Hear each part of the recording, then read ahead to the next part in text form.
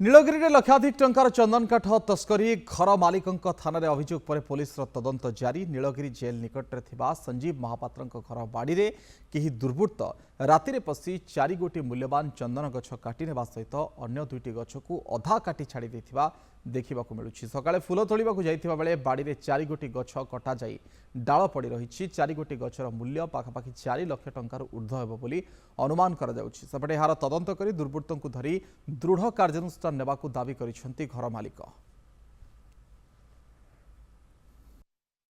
गाड़ीर गतकाली भोर भोर 4टा चंदन गछ काटिकी नहीं पाख साई लोक मु डाउट कर आसिक चाहूले आउ 2टा गछ को अधारू काटिकी पूरा रखिंट पूरा गछटा गड़ी ना कि कटा हो पूरा आमु काली गतकाली संध्या बेले जाकि थाना रे गोटे एफआईआर देइछि सेनापति को बड़ आईएएस के संग देखा करथिली कहिसंती इनक्वारी करिवे बोली 4टा गछ काटिछन्ते आगुरु भी थरे सेमते काटितिले 8टा गछ कटा होता आमर नाही से मूल गुड़ा भी अच्छी एवं 4टा गछर पूरा मूल गुड़ाक अच्छी सब आग डाल गुड़ाक पड़ी।